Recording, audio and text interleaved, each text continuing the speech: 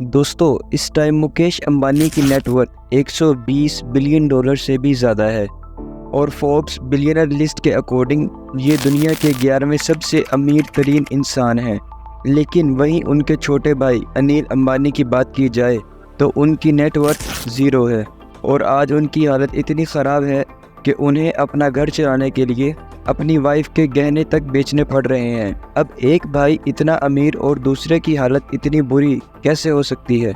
ये बात किसी के भी गले नहीं पड़ती। असल में अनिल अंबानी के ये हालात पहले से ही बुरे नहीं थे। 2008 में अनिल अंबानी की नेटवर्थ 42 बिलियन डॉलर्स हुआ करती थी और उस टाइम ये सिर्फ इंडिया में ही नहीं बल्कि पूरी दुनिया में छठे अमीर तरीन इंसान थे। लेकिन फिर इनकी लाइफ में अचानक ऐसा क्या हुआ कि वो एक झटके में आसमान से ज़मीन पर आ गिरे।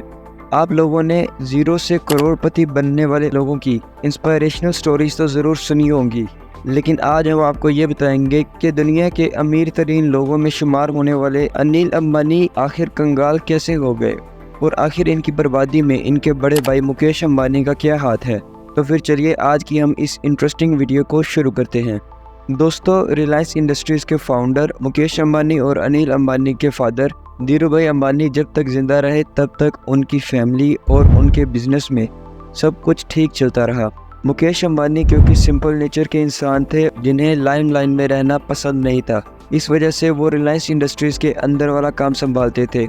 और दूसरी तरफ अनिल अंबानी को लाइमलाइट में रहना, न्यूज़ का हिस्सा बनना, पार्टी करना, बॉलीवुड एक्टर्स और पॉलिटिशियंस से ताल्लुक़ बनाना बहुत अच्छा लगता था।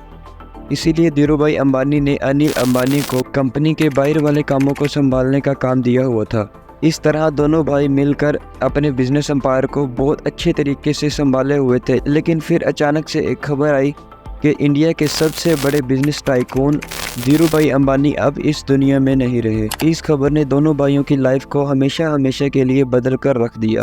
असल में 6 जुलाई 2002 को धीरूभाई अंबानी ने इस दुनिया को अलविदा कह दिया था। अब वैसे तो धीरूभाई अंबानी ने अपनी लाइफ में सब कुछ ठीक किया था, एक बहुत बड़ा बिजनेस बिल्ड किया था और अपनी सारी जवानी अपने बिजनेस रिलायंस इंडस्ट्रीज के नाम कर दी। लेकिन उन्होंने एक गलती की थी कि उन्होंने मरने से पहले अपने बिजनेस एम्पायर को अपने बेटों के बीच में नहीं तकसीम किया था, जिसका नतीजा ये हुआ धीरूभाई अंबानी के मौत के थोड़ा अरसा बाद ही दोनों भाइयों में काम को लेकर अनबन होना शुरू हो गया और कुछ ही अरसे में ये झगड़ा इतना बड़ा हो गया कि बात कोर्ट तक जा पहुंची। लेकिन आखिरकार दोनों भाइयों की मां ने आकर ये मसले को हल किया और इस बंटवारे में मुकेश अंबानी के हिस्से में Reliance industries, Reliance petroleum, Reliance industries infrastructure जैसी पुरानी इंडस्ट्रीज आई, क्योंकि इन इंडस्ट्रीज को बिल्ड करने में मुकेश अंबानी ने बहुत मेहनत की थी और मुकेश अंबानी इन इंडस्ट्रीज को ज़्यादा बेहतर तरीके से चलाना जानते थे। और दूसरी तरफ अनिल अंबानी को रिलायंस कम्युनिकेशन, रिलायंस कैपिटल और रिलायंस ब्रॉडकास्ट जैसी नई नई और ग्रोइंग कंपनीज दी गई, क्योंकि अनिल अंबानी खुद भी ऐसी ही इंडस्ट्रीज लेना चाहते थे जिनका फ्यूचर ब्राइट हो और आगे जाकर ये काफ़ी ग्रो करे। और अब इस बंटवारे के दौरान दोनों भाइयों के दरमियान ये एग्रीमेंट भी हुआ कि दोनों भाइयों में से अगले 10 सालों तक एक दूसरे के फील्ड में एंटर नहीं करेगा। यानी कि अगर बड़े भाई के पास पेट्रोलियम बिजनेस है तो अगले 10 सालों तक छोटा भाई अनिल अंबानी पेट्रोलियम के बिजनेस में हाथ नहीं डालेगा, और छोटे के पास अगर टेलीकॉम कंपनी है तो बड़ा भाई 10 साल तक टेलीकॉम इंडस्ट्रीज़ में कदम नहीं रखेगा। और इस तरह से दिसंबर 2005 को अंबानी फैमिली का ये बंटवारा पूरा हो गया। दोस्तों, शुरुआत में तो काफ़ी एक्सपर्ट्स ने यही माना कि छोटा भाई अनिल अंबानी बहुत ही जल्द अपने बड़े भाई मुकेश अंबानी से आगे निकल जाएगा, क्योंकि लोगों को ऐसा लगता था कि इसके हिस्से में ज़्यादा अच्छी कंपनीज आई हैं। और वैसे देखा जाए तो लोगों की ये प्रेडिक्शन शुरुआत में सही साबित होती हुई नज़र आ रही थी और अनिल अंबानी ने इतनी तेज़ रफ्तार से ग्रो किया था कि इनकी गिनती दुनिया के अमीर तरीन लोगों में होने लगी। नो डाउट ये अनिल अंबानी की लाइफ का गोल्डन पीरियड था, जहां अखबारों से लेकर न्यूज़ चैनल्स तक सिर्फ इन्हीं का नाम छाया रहता था। और इनकी ठाट कुछ ऐसे थी कि ये घर से ऑफिस जाने के लिए भी सिर्फ हेलीकॉप्टर्स का ही इस्तेमाल किया करते थे।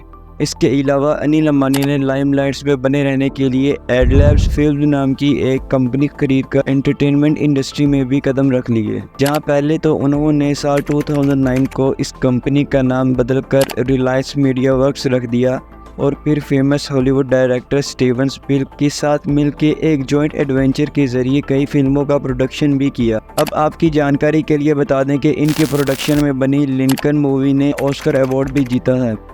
उस टाइम अनिल अंबानी के नाम का सिक्का कुछ इस तरह चल रहा था कि जब वो साल 2008 में रिलायंस पावर का IPO लेकर आए तो वो 16 सेकंड से भी कम वक्त में सब्सक्राइब हो गया था और ये इंडियन कैपिटल मार्केट में आज भी एक रिकॉर्ड है।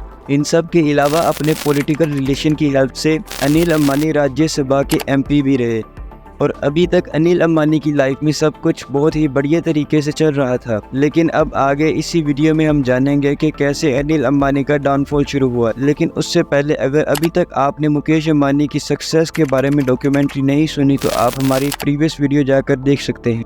तो हम अपने मेन टॉपिक पर वापस आते हैं।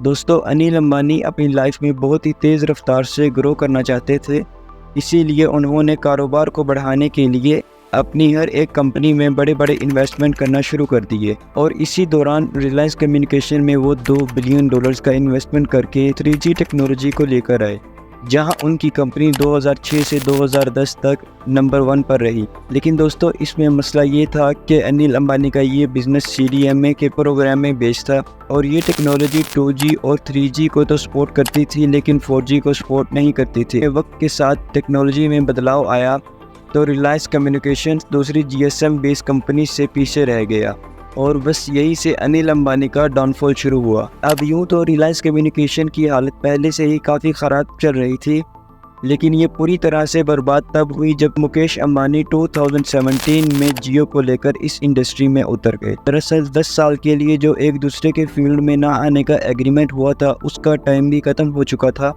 ऐसे में मुकेश अंबानी को पूरी आज़ादी थी कि वो टेलीकॉम या दूसरे किसी भी बिजनेस में एंटर कर सकते थे। अब ये बात तो आप भी जानते ही होंगे कि जियो की आंधी के सामने बड़ी बड़ी टेलीकॉम कंपनीज बर्बाद हो गई थी। तो अब ऐसे में पहले से ही नुकसान में चल रहे रिलायंस कम्युनिकेशन कैसे टिक पाती। इस तरह जियो के सामने ये कंपनी भी बैंकरप्ट होकर बंद हो गई। इसके अलावा अनिल अंबानी को अपने बड़े भाई मुकेश अंबानी से दूसरा झटका ये लगा कि इन्होंने अपनी गैस का प्राइस बढ़ाकर डबल कर दिया था। असल में इन भाइयों के बीच में एक एग्रीमेंट ये भी हुआ था कि मुकेश अंबानी अपने छोटे भाई को $2.34 के रेट पे गैस बेचेंगे।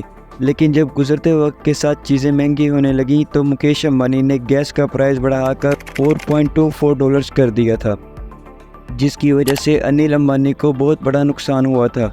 हालांकि वो इस मामले को कोर्ट में भी लेकर गए, लेकिन कोर्ट ने भी अपना फैसला मुकेश अंबानी के हक में सुना दिया। और इसके अलावा अनिल अंबानी ने अपनी लाइफ में और भी काफ़ी गलत डिसीजंस किए थे, जिनकी वजह से उन्हें हर बार नुकसान उठाना पड़ता। कई बार तो उन्होंने ऐसी इंडस्ट्रीज़ में भी पैर जमाने की कोशिश की जिनके बारे में इन्हें ज़ीरो नॉलेज था और इसका नतीजा भी यही हुआ कि उन्हें लॉस का सामना करना पड़ा। लेकिन दोस्तों, इन सब के अलावा भी जिस एक चीज़ ने अनिल अंबानी को सही मानों में नुकसान पहुंचाया वो था उनका बिना सोचे समझे लोन लेना। दरअसल जिस वक्त अनिल अंबानी का डाउनफॉल शुरू हुआ तो उन्होंने अपनी कंपनीज को इस डाउनफॉल से बाहर निकालने के लिए बैंक से काफ़ी बड़े बड़े लोन्स लेना शुरू कर दिए।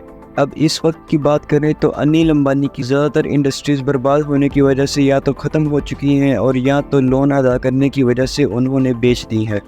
साथ ही उनके ऊपर 3 चाइनीज़ कंपनीज़ का भी कर्जा है, जिसके बारे में लंदन के एक कोर्ट में उनके ऊपर एक केस चल रहा है। और दोस्तों, साल 2020 में अनिल अंबानी ने इसी कोर्ट में खड़े होकर ये बात की थी कि इस वक्त उनकी नेटवर्थ ज़ीरो है।